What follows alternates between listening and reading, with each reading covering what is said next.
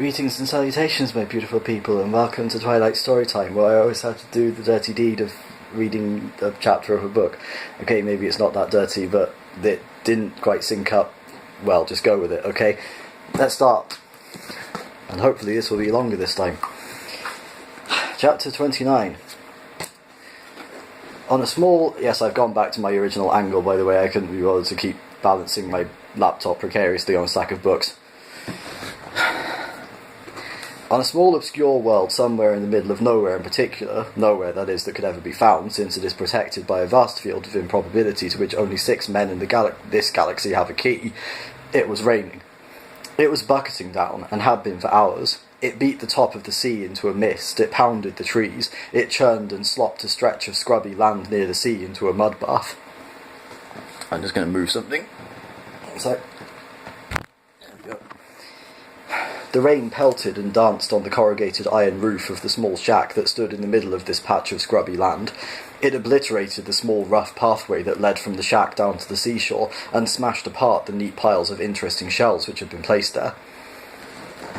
The noise of the rain on the roof of the shack was deafening within, but went largely unnoticed by its occupant, whose attention was otherwise engaged. He was a tall, shambling man with rough, straw-coloured hair that was damp from the leaking roof. His clothes were shabby, his back was hunched, and his eyes, though open, seemed closed. In his shack was an old beaten-up armchair, an old scratch table, an old mattress, some cushions, and a stove that was small but warm. There was also an old and slightly weather-beaten cat, and this was currently the focus of the man's attention. He bent his shambling form over it. "Pussy, pussy, pussy," he said. "Goodgy, goodgy, coo. Pussy want his fish? Nice piece of fish. Pussy want it?" The cat seemed undecided on the matter. It pawed rather condescendingly at the piece of fish the man was holding out, and then got distracted by a piece of dust on the floor. "Pussy not eat his fish, pussy get thin and waste away, I think," said the man. Doubt crept into his voice. "I imagine this is what will happen," he said, "but how can I tell?" He proffered the fish again. "Pussy think," he said, "eat fish or not eat fish? I think it is better if I don't get involved." He sighed. "I think fish is nice, but then I think that rain is wet, so who am I to judge?" He left the fish on the floor for the cat and retired to his seat. "Ah, I seem to see you eating it," he said, at last, as the cat exhausted the entertainment possibilities of the speck of dust and pounced onto the fish. "I like it when I see you eat fish," said the man, "because in my mind you will waste away if you don't." He picked up from the table a piece of paper and the stub of a pencil. He held one in one hand and the other in the other, and experimented with the different ways of bringing them together. He tried holding the pencil under the paper, then over the paper, then next to the paper. He tried wrapping the paper round the pencil. He tried rubbing the stubby end of the pencil against the paper, and then he tried rubbing the sharp end of the pencil against the paper. It made a mark, and he was delighted with the discovery, as he was every day. He picked up another piece of paper from the table. This had a crossword on it. He studied it briefly and filled in a couple of clues before losing interest. He tried sitting on one of his hands and was intrigued by the feel of the bones of his hip. "Fish come from far away," he said, "or so I'm told. Or so I imagine I'm told. When the men come, or when in my mind the men come in their 6 black shiny ships, do they come in your mind too? What do you see, pussy?" He looked at the cat, which was more concerned with getting the fish down as rapidly as possible than it was with these speculations. "And when I hear their questions, do you hear questions? What do their voices mean to you? Perhaps you just think they're singing to you." He reflected on this and saw the flaw in the supposition.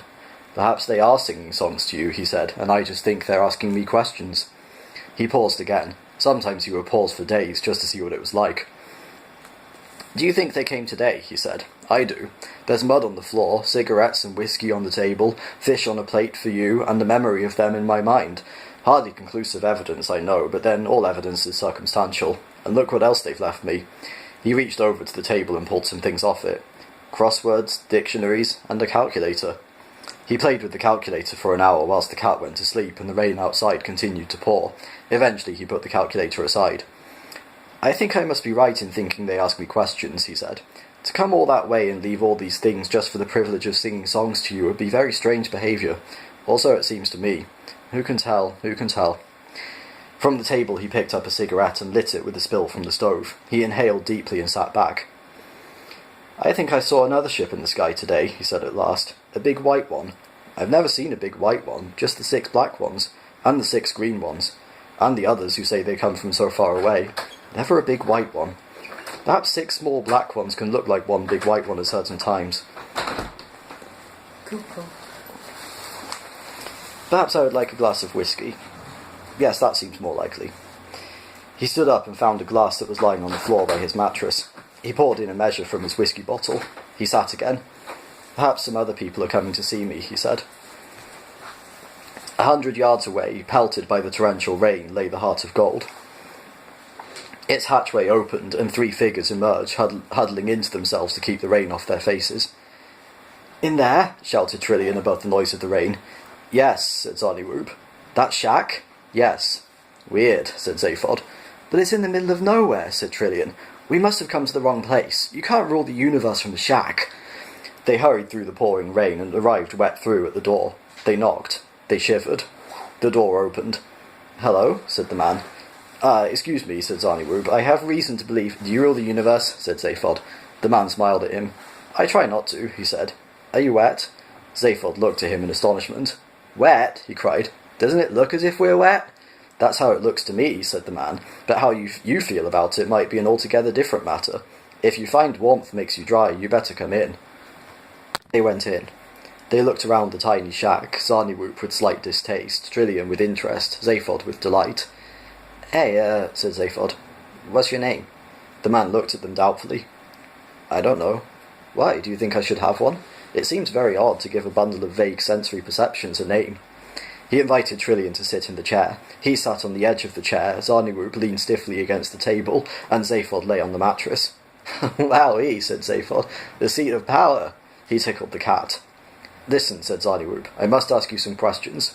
"All right," said the man kindly. "You can sing to my cat if you like." "Would he like that?" said Zaphod. "You better ask him," said the man. "Does he talk?" said Zaphod. "I have no memory of him talking," said the man, "but I am very unreliable." Zarniwoop pulled some notes out of a pocket. "Now," he said, "you do rule the universe, do you?" "How can I tell?" said the man. Zarniwoop ticked off a note on the paper. "How long have you been doing this?" "Ah," said the man, "this is a question about the past, is it?" "Past, is it?" Zarniwoop looked at him in puzzlement. This wasn't exactly what he had been expecting. "Yes," he said. "How can I tell," said the man, "that the past isn't a fiction designed to account for the discrepancy between my immediate physical sensations and my state of mind?" Zarniwoop stared at him. The steam began to rise from his sodden clothes. "So you answer all questions like this," he said. The man answered quickly. "I say what it occurs to me to say when I think I hear people say things. More I cannot say." Zaphod laughed happily. "I'll drink to that," he said, and pulled out the bottle of Jank spirit. He leaped up and handed the bottle to the ruler of the universe, who took it with pleasure. "Good on you, great ruler," he said. "Tell it like it is." "No, listen to me," said Zarniwoop. "People come to you, do they? In ships?" "I think so," said the man. He handed the bottle to Trillian. "And they ask you," said Zarniwoop, "to take decisions for them, about people's lives, about worlds, about economies, about wars, about everything going on out there in the universe." "Out there?" said the man. "Out where?" "Out there," said Zarniwoop, pointing at the door. "How can you tell there's anything out there?" said the man politely. "The door's closed." The rain continued to pound the roof. Inside the shack it was warm. "But you know there's a whole universe out there," cried Zarniwoop. "You can't dodge your responsibilities by saying they don't exist." The ruler of the universe thought for a long while, whilst Zarniwoop quivered with anger. "You're very sure of your facts," he said at last. "I couldn't trust the thinking of a man who takes the universe, if there is one, for granted." Zarniwoop still quivered, but was silent. "I only decide about my universe," continued the man quietly. "My universe is my eyes and my ears. Anything else is hearsay." "But don't you believe in anything?" The man shrugged and picked up his cat. "I don't understand what you mean," he said. "You don't understand that what you decide in this shack of yours affects the lives and fates of millions of people? This is all monstrously wrong." "I don't know. I've never met all these people you speak of, and neither, I suspect, have you. They only exist in words we hear. It is folly to say you know what is happening to other people. Only they know, if they exist. They have their own universe of their eyes and ears." Trillian said, "I think I'm just popping outside for a moment." She left and walked into the rain. "Do you believe other people exist?" insisted Zarniwoop. "I have no opinion. How can I say?" "I better see what's up with Trillian," said Zaphod, and slipped out. Outside, he said to her, "I think the universe is in pretty good hands, yeah?" "Very good," said Trillian. They walked off into the rain. Inside, Zarniwoop continued, "But don't you understand that people live or die on your word?" The ruler of the universe waited for as long as he could. When he heard the faint sound of the ship's engine starting, he spoke to cover it. "It's nothing to do with me," he said. "I am not involved with people. The Lord knows I am not a cruel man." "Ah," barked Zarniwoop, "you say the Lord. You believe in something." "My cat," said the man benignly, picking it up and stroking it. "I call him the Lord. I am kind to him." "All right," said Zarniwoop, pressing home his point. "How do you know he exists? How do you know he knows you to be kind, or enjoys what he thinks of as your kindness?" "I don't," said the man with a smile. "I have no idea. It merely pleases me to behave in a certain way to what appears to be a cat. Do you behave any differently? Please, I think I am tired."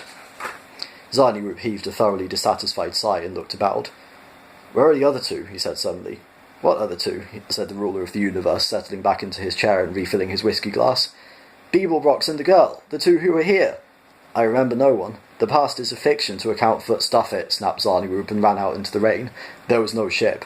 The rain continued to churn the mud. There was no sign to show where the ship had been. He hollered into the rain. He turned and ran back to the shack and found it locked. The ruler of the universe dozed lightly in his chair. After a while he played with the pencil and the paper again, and was delighted when he discovered how to make a mark with the one on the other. Various noises continued outside, but he didn't know whether they were real or not. He then talked to his table for a week to see how it would react. Lovely. And if it's your birthday today while watching this video, happy freaking birthday to you, and please remember to stay beautiful.